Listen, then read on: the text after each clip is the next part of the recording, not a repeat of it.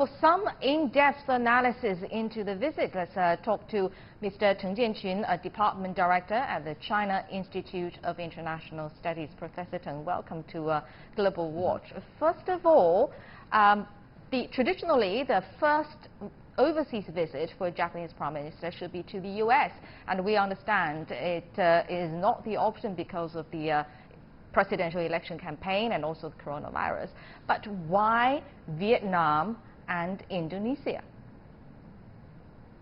This is a very specific visit by the Japanese new Prime Minister. The Japanese Prime Minister used to pay a visit first to the United States because the United States has been a very important close ally of Japan. But this time, just because of the pandemic and also the coming presidential election in the United States, Japanese Prime Minister Suga went to ASEAN countries, and I think this is a very good a signal to the outside world that Japan would like to have a very balanced diplomacy to the other countries, especially in Asia-Pacific region. For example, ASEAN countries have been a very important trade partner, and also in recent years we have witnessed the security cooperation between the two sides. So I think Prime Minister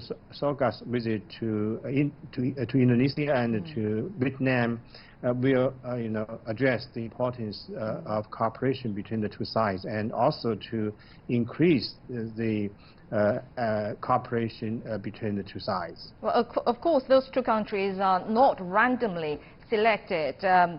Talking about security, you mentioned security, which is a key word here, because on September the 23rd, diplomats of U.S. and Vietnam met online talking about security.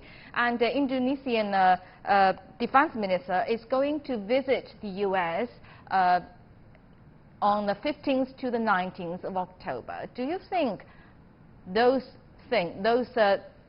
talks back in September between Vietnam and U.S. and also the upcoming visit of the Indonesian the defense minister are just coincidence with the Japanese Prime Minister's visit to those two countries? Arrangement by the two sides. It's actually a specific arranged talking or cooperation between the two sides. For example, Japan lifted its limitations on arms sales to other countries years ago, but there has been no significant arms sale to other countries since then. This time, I think Prime Minister Suga's visit to Vietnam, they also addressed the importance to security cooperation, including the arms sales to Vietnam. So that might be the first big deal in arms sales to the other countries by the Japanese government. And also, in recent years, the Japanese self-defense forces increased its activities in the South China Sea. Days ago, the Japanese self-defense helicopter destroyer also carried out anti-submarine drills in the South China Sea. This is not a usual military drill exercise. This is actually a strong signal to the ASEAN countries that the Japanese made arms will be a good choice for countries like Vietnam, the Philippines, or Indonesia to have. So I think this is a very important arrangement for Japan and for ASEAN countries, and even for the United States to intensify its military cooperation in this region. Is that the goal, the specific goal that Japan is trying to achieve in the region? Because Prime Minister Suga actually stressed the country's focus on a free and open Indo-Pacific. Yeah, this is actually a very specific idea proposed by the Japanese former leaders, Shinzo Abe and his followers.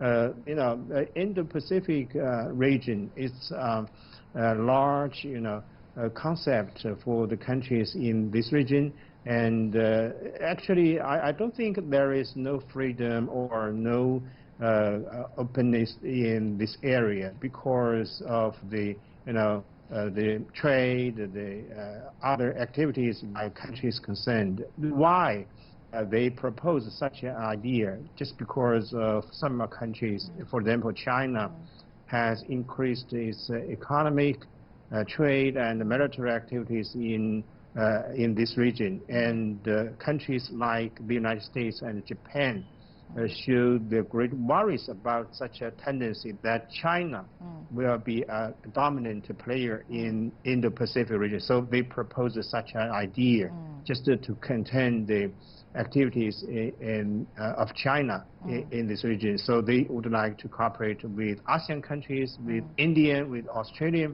to have such a so-called free and open Indo-Pacific region. But do Japan and Vietnam and Indonesia, those three countries specifically, share a concern of China?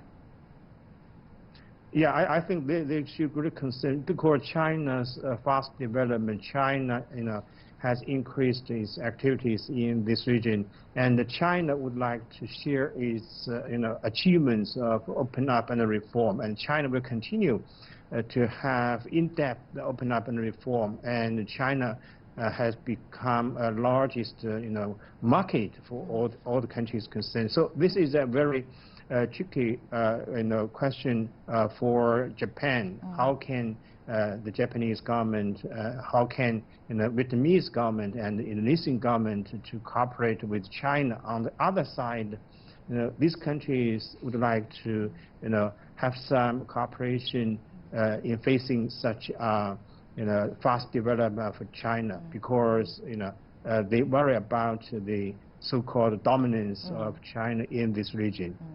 Well, how will that impact China? For instance, Japan has been making efforts to diversify supply chains and also reduce reliance on China. 15 Japanese firms have just announced their plans to shift their operations to Vietnam. So what will be the impact on China as an investment destination? This is actually a tendency for some Japanese businessmen or politicians to shift their focus from China to ASEAN countries, especially to Vietnam, because of the cheaper labor, because of the market. But to my understanding, as I mentioned just now, China has been the largest world in the market. And with the in-depth open up, China will continue to carry out its cooperation in every aspect to other countries.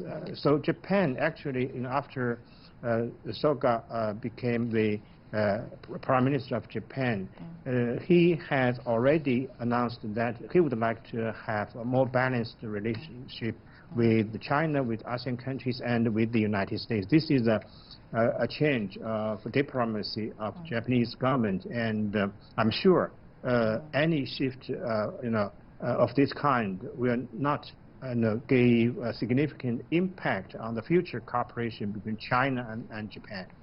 Thank you very much, Professor Teng Jianqun from China Institute of International Studies.